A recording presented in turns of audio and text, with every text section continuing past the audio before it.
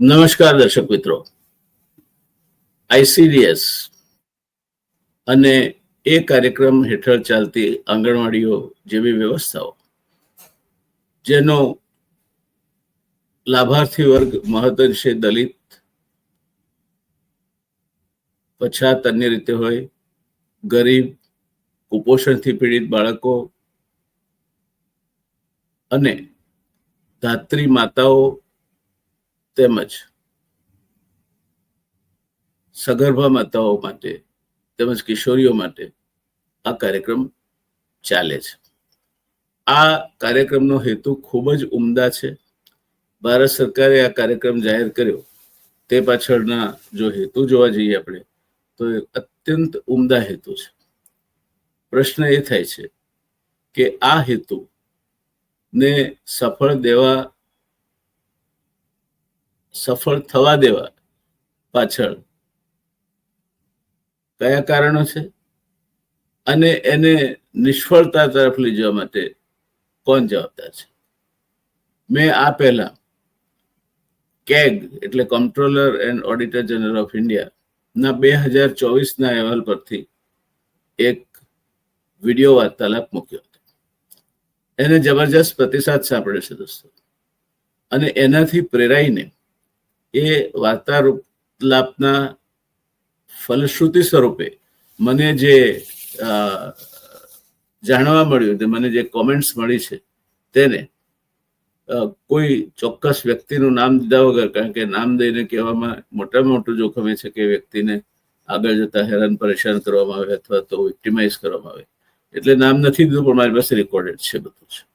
એટલે આ સૂચનો શું છે એ જો આપણા મંત્રીશ્રીઓ, સચિવશ્રીઓ, ધારાસભ્યશ્રીઓ, જિલ્લા પંચાયત પ્રમુખશ્રીઓ, જિલ્લા પંચાયતના સભ્યશ્રીઓ, તાલુકા પંચાયત પ્રમુખશ્રીઓ, તાલુકા પંચાયતના સભ્યશ્રીઓ, નગરપાલિકા પ્રમુખશ્રીઓ અને નગરપાલિકાના કોર્પોરેટરશ્રીઓ તેમજ ગ્રામ પંચાયતના સરપંચશ્રીઓ જો આ સાંભળે તો એમના વિસ્તારમાં આંગણવાડી કાર્યક્રમ ચાલે છે. હજુ સરકારે હમણાં તાજેતરમાં જ કેટલીક ભરતીની પણ જાહેરાતો કરી, જેની વાત આપણે અંતે કરીશું. તે કેટલો સફળતાથી ચાલે છે તેમાં નિમિત્ત બનાય. આપણા યુવા નેતાઓ એકાદ રેશનિંગની દુકાન પર દરોડો પાડી અને આખો મીડિયાનો એક આખો માહોલ ઉભો કરતા હોય છે. આ એવા કોઈ માહોલના માટે મેં નથી રેકોર્ડ કર્યો. આ ગંભીર બાબત છે અને આ જ નેતાઓ, યુવા નેતાઓ છે, પછી ભાઈ રાજુ કપરાડા હોય કે ભાઈ માન્ય ભાઈ શ્રી ગોપાલભાઈ ઇટાલિયા હોય કે માન્ય શ્રી ચૈતરભાઈ વસાવા હોય, માન્ય હાર્દિકભાઈ હોય, માન્ય અલ્પેશભાઈ હોય, માન્ય અમિતભાઈ ઠાકર જેવા યુવા આગેવાનો હોય, તો એ બધાને વિશેષ કહેવું છે મારે, તમે આ એક જ કાર્યક્રમ આ રાજ્યમાં જો બરાબર થાય અને એનો લાભ લાભાર્થીઓ સુધી પહોંચે, સાચા અર્થમાં પહોંચે તેવું કરશો તો ગુજરાતની ઉગતી પેઢી જે આજે કુપોષણથી પીડિત છે અને ગુજરાતને માથે કલંક છે કુપોષણનું, તે કલંકમાંથી ગુજરાતને બહાર કાઢવામાં આપ મહત્વનો ફાળો આપશો. ઉપરાંત સગર્ભા અને ધાત્રી માતાઓ તેમજ કિશોરીઓને તેમજ નાના બાળકોની ડાક્ટરી તપાસ થાય એમ એ દિશામાં પણ યોગ્ય તે કાર્યવાહી કરવામાં આપ નિમિત્તરૂપ બનશો. મારી વિનંતી છે આપ સૌને, આ કોઈની ટીકા કરવાના હેતુથી મહેનત કરીને આ કાર્યક્રમ રેકોર્ડ કર્યો નથી. પત્ર સ્વરૂપે આ જ બાબતો હું માનનીય મુખ્યમંત્રીશ્રી, માનનીય સંબંધિત મંત્રીશ્રી, માનનીય અગ્ર સચિવશ્રી અથવા તો અધિક મુખ્ય સચિવશ્રી, માન્ય વિરોધ પક્ષના નેતાશ્રી સૌને મોકલવાનો છું. અને બંને પક્ષના, કોંગ્રેસ અને ભારતીય જનતા પાર્ટી બંનેના પ્રમુખશ્રીઓ, આમ આદમી પાર્ટીના પ્રમુખશ્રી એટલાને મોકલવાનું છે. બીજા કોઈને પણ જરૂર હોય, આ માહિતી જોઈતી હોય તો મને ખાલી ફોન કરીને કહેશો તો મોકલી આપીશ. પણ આ પુણ્યનું કામ છે અને આંગળી ચીંધવાનું પણ પુણ્ય છે, તો અહીંયા તો ઘણું બધું થઈ શકે એમ છે. આશા રાખો કે મારી મહેનત આપ ફળીભૂત બનાવશો. દોસ્તો, આંગણવાડી વર્કર કેટલો પરેશાન છે, મને જે સૂચનો મળ્યા છે એની વાત પહેલા કરીએ. જે મેં પહેલો કાર્યક્રમ મૂક્યો કેગના અહેવાલનો, એના ઉપરથી ઢગલાબંધ સૂચનો મને મળ્યા છે અને એમાંથી મેં તારવ્યા છે એ સૂચનો આપની સામે રજૂ કરું છું કે શું આમાં અત્યારની પરિસ્થિતિ શું છે, જોડો ક્યાં ડંખે છે અને શું કરવું જોઈએ. તો પહેલું સૂચન છે કે આંગણવાડી વર્કર કેટલો પરેશાન છે. અનેક કામ અને કાર્યક્રમોમાં એને જોતરે છે. આંગણવાડી કાર્યક્રમ બાળકો માટે પૂરતો સમય તો જ આપી શકાય જો સરકાર અન્ય કામોમાંથી મુક્તિ આપે. આ શિક્ષકો માટે પણ સાચી વાત છે. પ્રાથમિક સ્કૂલના શિક્ષકો પણ મોટાભાગે શિક્ષણ સિવાયના અન્ય કામોમાં કેટલો સમય વેડફે છે એ એક ચર્ચાનો વિષય છે. કરીશું ફરી કોઈ વાર. પણ આંગણવાડીના જે બહેનો છે એમને બીજા કામો ના સોંપાય તો મને લાગે છે કે એમનું કામ બહુ નાજુક છે. કારણ કે 3 વર્ષના બાળકને સંભાળવું, 3 થી 6 વર્ષ સુધીના બાળક વય જૂથના બાળકોને સંભાળવા એ કઈ નાની વાત નથી. બીજું સૂચન આવે છે, શું હાલની મોંઘવારીને લઈને આંગણવાડીની બહેનોનો પગાર, જેમાં આંગણવાડી વર્કરને મહિને ₹10,000 અને સહાયકને મહિને 5,500 આપવામાં આવે છે તે પૂરતો છે? મોંઘવારી સૌને નડે છે અને આપને પણ નડે જ. એટલે એ બાબતમાં મને લાગે છે કે સરકારશ્રીમાં રજૂઆત કરવી જોઈએ, કારણ કે આપ સરકારી કર્મચારી છો એવું નામદાર હાઈકોર્ટે પણ કહ્યું છે. અને સરકાર આદર્શ નોકરીદાતા હોવી જોઈએ. તમે ફેક્ટરીમાં ફેક્ટરી ઇન્સ્પેક્ટર કે લેબર ઇન્સ્પેક્ટરને મોકલીને અહીંયા બહેનો કેટલી કામ કરે છે, ગોળિયાગર છે કે નહીં, એમના માટે જુદી વ્યવસ્થા છે કે નહીં, બધું હોવું જ જોઈએ. જરાય એવો કહેવાનો અર્થ નથી કે નહીં હોવું જોઈએ, કે આ નકામો છે. હોવું જ જોઈએ. તો એમને એમનું કામ કરવા દો ને. એમની પાસેથી બીજું કામ શું કરવાનું છે? અને સરકાર તો આદર્શ નોકરીદાતા હોવો જોઈએ. તમે જે પગારો આપો, જો 5,500 રૂપિયા કોઈ બીજે પગાર અપાતો હોય તો તમે લઘુત્તમ વેતનદારો લઈએ અને એને હેરાન કરો. તો તમારા ત્યાં લઘુત્તમ વેતનદારો લાગતો જ નથી તમને, કારણ કે તમે સરકાર છો માટે. એવું કઈ રીતે ચાલે? ત્રીજો મુદ્દો છે કે આંગણવાડીમાં પૂર્વ પ્રાથમિક શિક્ષણ કેવી રીતે આપવું. સરકારની એટલી બધી યોજનામાં બહેનોને જોડી દેવામાં આવે છે કે બાળકો માટે સમય જ નથી આપી શકતી. આ બધામાં આખો મહિનો પસાર થઈ જાય છે. નામદાર ગુજરાત હાઈકોર્ટે આપેલા ચુકાદાનું પાલન કરી સરકાર ક્યારે આંગણવાડી બહેનોને કાયમી ધોરણે સરકારી કર્મચારીઓ જાહેર કરી તેમને વર્ગ 3 અને વર્ગ 4માં સમાવેશ કરી લઘુત્તમ વેતન આપશે એવો વેધક સવાલ પૂછવામાં આવ્યો છે. ચોથો મુદ્દો છે કે રૂપિયા સુપરવાઇઝર લઈને આ બધો વ્યવહાર ચલાવી રહ્યા છે. ચિંતાની બાબત છે અને એ અટકવી જોઈએ. પાંચમો મુદ્દો છે, કાં તો આંગણવાડીઓ બંધ કરો પણ શોષણ ન કરો. સરકારની વિનંતી. આ કોઈ આતડી કકડી છે તે બોલે છે કે કાં તો તમે બંધ કરો, સરકાર છો, આદર્શ નોકરીદાતા તમે હોવા જોઈએ, તો કાં તો તમે આંગણવાડી ચલાવો છો તો પૂરતો પગાર આપો અને પૂરતું કામ લો અને બીજું કામ ના આપો, કાં તો શોષણ બંધ કરો. મને લાગે છે વાત વ્યાજબી છે. છઠ્ઠો મુદ્દો છે કે જન્મ તારીખના દાખલા વગર સ્કૂલમાં ન બેસાડે. અને જન્મનો દાખલો જ નથી એ પછાત વર્ગનો અને આદિવાસી વર્ગમાં મોટામાં મોટો પ્રશ્ન છે. શું કરીશું? આ બાબતમાં સરકારે જ વ્યવસ્થા ગોઠવવી પડે અને જે કોઈ વ્યવસ્થાઓ ગોઠવીને જન્મનો દાખલો અપાય બાળકને તે માટે પ્રયત્નશીલ રહેવું છે. સાતમો મુદ્દો છે પહેલા પડીકા બંધ કરાવો. હવે અત્યારે ફેશન થઈ છે, અત્યારે તો બાળકો પણ ઘરમાં જમવા બેસે ને તો પેલું પડીકું લઈને બેસે છે, રેડી ટુ ઇટ ફૂડનું, ચવાણાનું, અને એનાથી પુષ્કળ નુકસાન થાય છે. અતિ સર્વત્ર છે. તમે વધારે પડતું કોઈ પણ વસ્તુનું સેવન કરો તો એ નુકસાનકારક છે. એટલે સૂચન એવું આવ્યું છે કે પહેલા પડીકા બંધ કરાવો.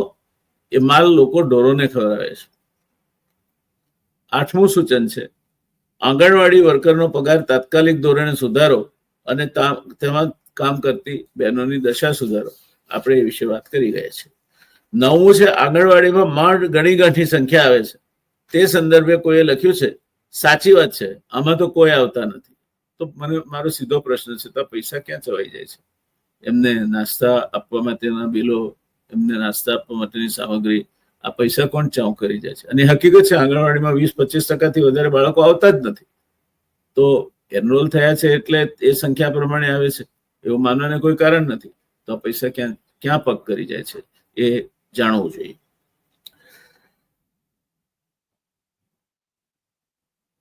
આંગણવાડી કેન્દ્રમાં લાઇટ જ ના હોય, આ બહુ ચિંતાજનક બાબત છે. આંગણવાડી કેન્દ્રમાં લાઇટ જ ના હોય તેના માટે આરઓ પ્લાન્ટની ખરીદી કરી લાવી મૂકવાની શું જરૂરિયાત છે? ભેંસ ભાગોળે ગેસ અને ઘેર દબમ દબા, ભેંસ ભાગોળે છાસ છાગોળે અને ઘેર દબમ દબા.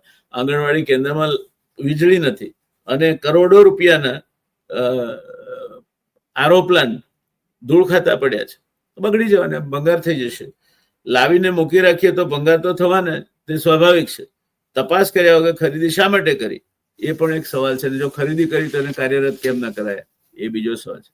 અને આ જિલ્લા વિકાસ અધિકારી શ્રીઓને પણ મારે સીધો આવેદક પ્રશ્ન પૂછવો છે કે કરોડો રૂપિયાના મશીનો તમારા જિલ્લામાં વપરાયા વગરના પડેલા છે, તો કલેક્ટર શ્રી કે તમે જિલ્લા વિકાસ અધિકારી શ્રી કોકદારો સોગંદ ખાવા તો 5-10 આંગણવાડીની મહિનામાં મુલાકાત લેવાનું રાખો. તમે મુલાકાત લેશો એનાથી ઘણો ફેર પડી જશે. પણ આપણા બાબુઓ એ કઈ થોડા એમને જેમાં રસ હોય જ કામ કરે, કેમ નથી થતું? આમ તો કલેક્ટર જિલ્લાના હાકેમ કહેવાય, જિલ્લાના વડા કહેવાય. કેમ આવું થાય કે કરોડો રૂપિયા, મને લાગે છે 3 કરોડ કરતા 3.5 કરોડ કરતા વધારે રકમના મશીનો ભંગાર ખાતે પડ્યા છે. 11મો મુદ્દો છે, આખો મહિનો FRS માં વયો જાય છે. બિલકુલ સાચી વાત છે. FRS મોટામાં મોટો વિલન જો હોય આંગણવાડી બહેનોના સમયને ખાઈ જતો, એ FRS છે. આ ઉપરાંત મિડ ડે મિલ યોજનાની કામગીરી પંચાયતને જરૂર પડે બોલાવી લે, આરોગ્ય વિભાગને જરૂર પડે બોલાવી દે, મામલતદાર સાહેબને જરૂર પડે તો કામગીરી બતાવી દે, તાલુકા વિકાસ અધિકારી શ્રીને જરૂર પડે કામ મોકલાવી દે, અને મોદી સાહેબને ભીડની જરૂર હોય ત્યારે બહેનો માટે એસટી બસ મોકલી દે. એટલે ગરીબ કલ્યાણ મેળામાં માત્ર ને માત્ર આંગણવાડીની બહેનો છે. આ ચિંતાજનક બાબત છે અને આ વાતમાં ઘણું તથ્ય છે. કોઈની ટીકા કરવાના હેતુથી નહીં, પણ સુધારો કરવાના હેતુથી આ વાત લેવાવી જોઈએ. અને એ પણ નથી કે મંત્રીશ્રીઓને ખબર નથી હોતી સામે બેઠેલા એમના શ્રોતાઓ કોણ છે. આંગણવાડીની બહેનો આવીને તમારા ત્યાં ઓડિયન્સમાં ભરતી થઈને બેઠી હોય તો તમને ખબર નથી પડતી કે ક્યાંથી આવે છે આ લોકો. પણ તમને ઓડિયન્સ ભૂખ છે માટે આ થાય છે. અધિકારીઓ જાણે છે કે સાહેબને જો ઓડિયન્સ નહીં હોય તો મૂડ જતો રહેશે, ચરવા જશે મૂડ, એટલે આંગણવાડીની બહેનોને ધરાવી દે છે, પણ એ ખોટું છે. 12મો મુદ્દો છે, બાળકોને શિક્ષણ તેમજ સાર સંભાળનું સ્તર સુધારવું હોય તો આંગણવાડીની બહેનોને બીજા કામમાંથી મુક્તિ આપવી જોઈએ. સાવ સાચી વાત છે. આંગણવાડીની મૂળ કામગીરી કરતા બીજું 10 ગણું કામ હોય છે. બહેનોને શિક્ષણ માટે યોગ્ય સાધન અને માળખાકીય સુવિધાઓ આપવામાં આવતી નથી, અને આટલી મોંઘવારીમાં પગાર માત્ર 10,000 રૂપિયાની વાત આપણે કરી ગયા છે, એની વાત નથી કરતા, પણ બાકીની બધી વાતો સાથે સંમત છું. 13મો મુદ્દો છે, કાંઈ આપવું નથી ને જીપીએસ કેમેરામાં ફોટા માંગે છે. બાળકો પર પૂરતું ધ્યાન જ નથી આપી શકતા, એટલી કામગીરી છે. તો આ ક્રિયાકાંડ કરવાથી ફાયદો ખરો? તમે કર્મકાંડને મહત્વ આપો છો કે કામ થાય તેને મહત્વ આપો છો? આ ચિંતાનો વિષય છે અને વહીવટી તંત્રે વિચારવું જોઈએ. 14મો મુદ્દો છે, કેટલીક જગ્યાએ 2 કેન્દ્રો ભેગા બેસે છે. હવે ક્યાં કોના નામે શું ઉધારાતું હશે તે ભગવાન જાણે. આ ઉપરાંત એક મહત્વની બાબત છે કે જ્યાં દલિત બહેનો નાસ્તો તૈયાર કરે છે અને બાળકોને પીરસે છે, ત્યાં પોતાને ઊંચા વર્ણમાં માનતા મા બાપો પોતાના બાળકને એક યા બીજા કારણસર મોકલતા જ નથી, ને ગામડામાં આ દૂષણ હજુ ગયું નથી. ઊંચ નીચ અને વર્ણભેદના બીજ અહીંથી જ રોપાય છે. સામાજિક સમરસતા ઊભી થવાને બદલે કડવાશ અને દ્વેષ ઊભો થાય છે. એનું ઉદ્ગમ સ્થાન આંગણવાડી ન બને તે જોવું જોઈએ.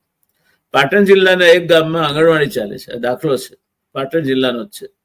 પાટણ જિલ્લાના એક ગામમાં આંગણવાડી ચાલે છે, જે આંગણવાડી વર્કરના ઘરેથી ચાલે છે. એનું ઘર તૂટેલું ફૂટેલું છે, વીજળી નથી, પીવાના પાણીની સવલત નથી, વાસણો નથી કે નથી રમકડા.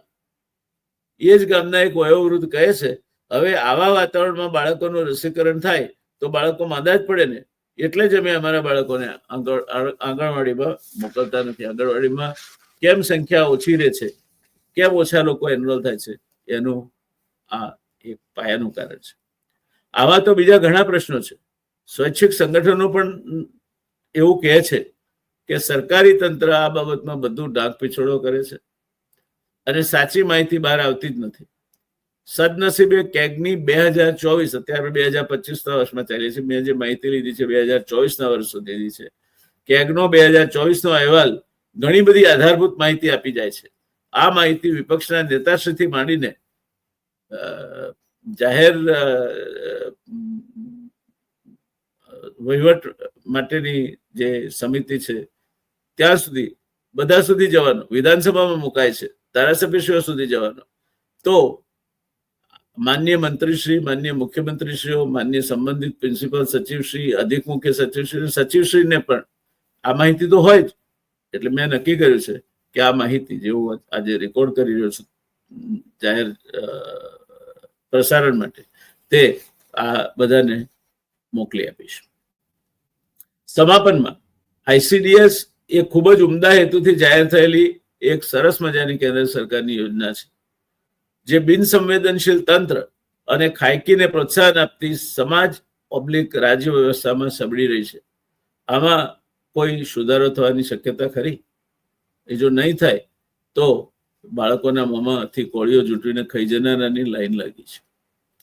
કેન્દ્ર સરકારની ઇન્ટિગ્રેટેડ ચાઇલ્ડ સર્વિસીસ આઈસીડીએસ યોજના બિનસંવેદનશીલ તંત્રને ખાયકીને પ્રોત્સાહન આપતી સમાજ અથવા રાજ્ય વ્યવસ્થામાં સબળી રહી છે. શું આમાં કઈ સુધારો આવશે? ઉપલબ્ધ માહિતી મુજબ ગુજરાત સરકારે તાજેતરમાં 1797 આંગણવાડીઓને અપગ્રેડ કરવાનો નિર્ણય કર્યો છે. સરકારને ધન્યવાદ. આ આંગણવાડીઓ માટે 1797 તેડાગરની નવી જગ્યાઓ પણ ઊભી કરાશે. આ નિર્ણયને આવકારીએ, પણ એની અસરકારકતા તો એનું અમલીકરણ કઈ રીતે થાય છે તેના પર જ રહેશે. આ ઉપરાંત 9800 કરતા પણ વધારે આંગણવાડી કાર્યકર અને આંગણવાડી હેલ્પરની જગ્યાઓ ભરતી માટે જાહેરાત આપવામાં આવી છે. એ સારી વાત છે, પણ એમની સુપરવાઇઝરી કેડરમાં 60% જગ્યાઓ ખાલી છે. સીડીપીઓ અને ડીપીઓ 60% જગ્યાઓ ખાલી છે. તો જો માથું જ ના હોય તો માથા વગરનું દળ શું કરવાનું? એટલે આ જગ્યાઓ કેમ નથી ભરાતી એની પણ સરકારે ચિંતા કરવી જોઈએ. ટૂંકમાં એક ખૂબ જ સારો કાર્યક્રમ. ગુજરાત કુપોષિત બાળકો માટે અને કુપોષણ માટે બદનામ રાજ્ય છે.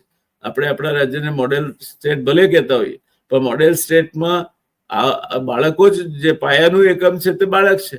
હવે જો બાળકો જ પૂરતું પોષણ ના પામતા હોય, એમને જે એમના માટેની યોજનાઓ છે એના લાભ એમના સુધી ના પહોંચતા હોય, ગરીબ કલ્યાણ મેળા કરીએ પણ ગરીબો સુધી લાભ જવાને બદલે વચ્ચે જ જેમનું જમણવાર કોઈ કરી જતો હોય, તો સરકારને મારે સીધો પ્રશ્ન કરવો છે કે તમે કરો છો શું? હું એ વાતમાં સંમત છું જે હેરોલ્ડ જીનિન કહે છે કે larger is the system, larger are the layers of inefficiency. જેટલી મોટી સિસ્ટમ હોય એટલા એના અંદર ઇનએફિશિયન્સી એટલે કે બિન કાર્યક્ષમતાના લેયર્સ પણ મોટા હોય. એટલે આવડું મોટું તંત્ર છે તો ક્યાંક તો ખાયકી થતી હોય, થઈ શકે, થવાની. પણ ખાયકી અપવાદ રૂપે થતી હોય ત્યાં સુધી કોઈ જ વાંધો નહીં થાય, પણ ખાયકી નિયમ રૂપે થાય અને બાળકોના મોઢામાંથી કોળીઓ ખારીને ખાઈ જાય એવા નરાધમો આમાં જોડાયેલા હોય અને સરકારને જાણે એને કઈ લેવા દેવા જ નથી. કોઈ જગ્યાએ રેશન કાર્ડ સગે વગે થઈ જાય છે, કોઈ જગ્યાએ મનરેગાના પૈસા ખવાઈ જાય છે, અને આ બધામાં મોટા માણસો જ સંડોવાયેલા છે. જ્યાં સુધી કોઈ મોટો માણસ ન સંડોવાયેલો હોય, કોઈ મોટા આગેવાન ન સંડાયેલા હોય, કોઈ મોટા અધિકારી ન સંડોવાયેલા હોય, બધાને પૈસા પહોંચે છે એવું કહેવાય છે. અને એટલે બીબીસીના એક સમયના સંવાદદાતા જે ભારતમાં હતા માર્ક તલી, એણે એક પુસ્તક લખ્યું છે ફ્રોમ રાજ ટુ રાજીવ. એ પુસ્તકમાં એક પ્રકરણ છે, વાંચવા જેવું છે. પ્રકરણ છે નેતા બાબુ રાજ.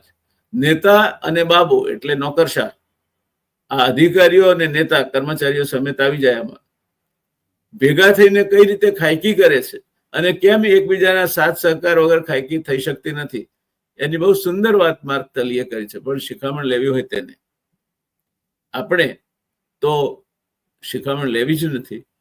ખાયકીમાં રત રહેવું છે અને દરેક ને પૂછો તો કે છે હપ્તો છે ઉપર સુધી પહોંચાડવાનો છે.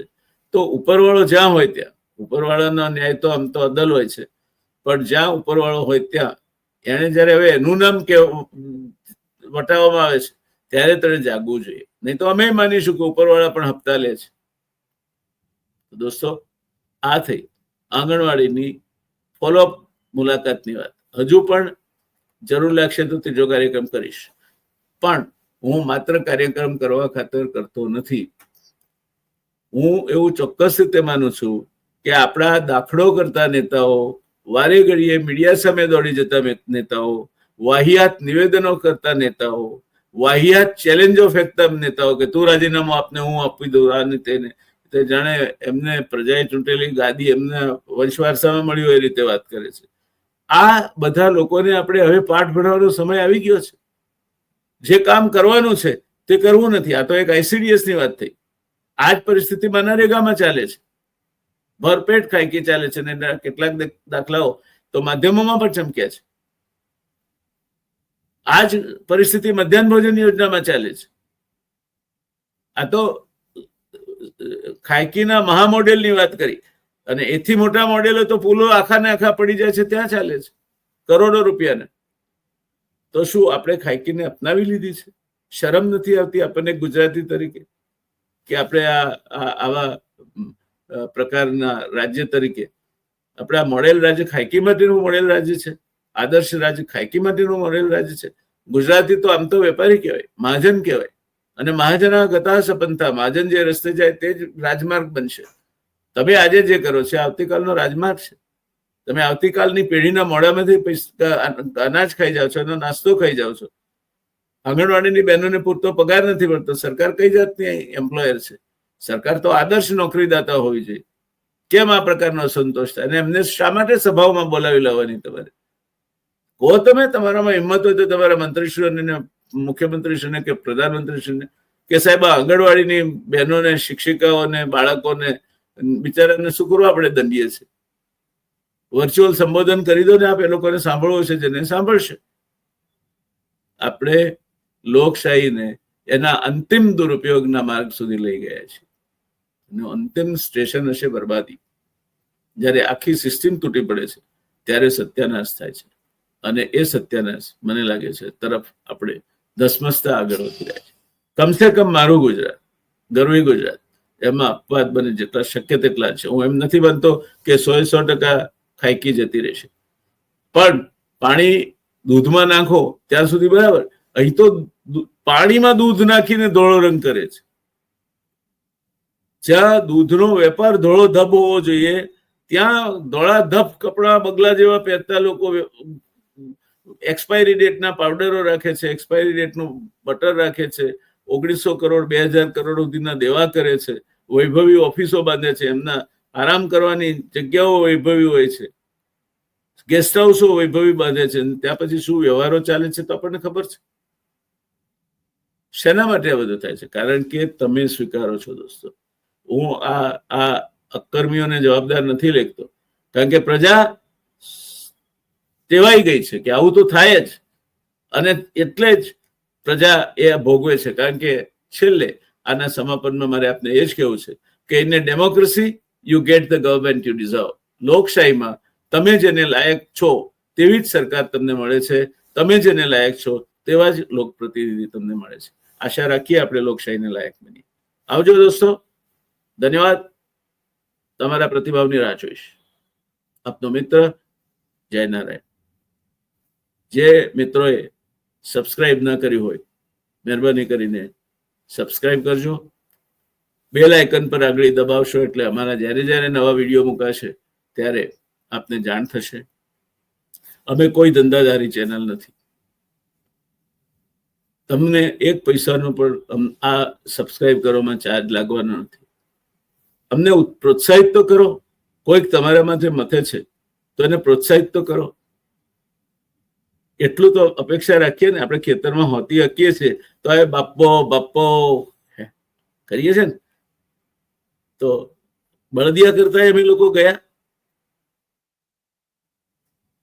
અને તમે પ્રોત્સાહન નહીં આપશો તો ગણ્યા ગાંઠ્યા જે લોકો આ કામ કરવા માંગે છે એ લોકોએ કંટાળીને છોડી દેશે. માટે મારી આપ સૌને વિનંતી છે, આપ અચૂક આપ અને આપના મિત્રો પાસે સબસ્ક્રાઇબ કરાવશો. વધારેમાં વધારે સંખ્યામાં મારા વિડીયો જોવાય. તટસ્થ માહિતી હશે. જો કોઈ રાજકીય પક્ષને છાવરવાની કે કોઈ રાજકીય પક્ષની વકીલાત કરવાની કોઈ જ ઈરાદો નથી. આ જે કઈ આજની પરિસ્થિતિ છે એમાં બધા જ પક્ષો જવાબદાર છે. કોઈ કોઈ કાજલ કી કોટરી મેં કૈસો સહાય ન જાય, એક લકીર તો લાગે રે લાગે. બધાએ પોતપોતાની રીતે વહેતા પાણીમાં હાથ ધોવાનો ધંધો કર્યો છે. કોઈ રાજકીય પક્ષને બદનામ કરવાનો અથવા કોઈ રાજકીય પક્ષની વિરુદ્ધમાં કહેવાનો વિચાર ક્યારેય મેં કર્યો નથી. પણ હકીકત આ છે ને એને સુધારવી છે. તો સુધારવા માટે તો આગળ આવો. તમારા છોકરાનો ભવિષ્યનો સવાલ છે, તો આગળ આવો. આવશો ને? મારા આગ્રહ છે દોસ્તો, ચોક્કસ આવજો. અને આવતીકાલે રક્ષાબંધનનો દિવસ છે. આપને રક્ષાબંધનના આ પવિત્ર પર્વ નિમિત્તે ખૂબ ખૂબ હાર્દિક શુભકામનાઓ. ધન્યવાદ.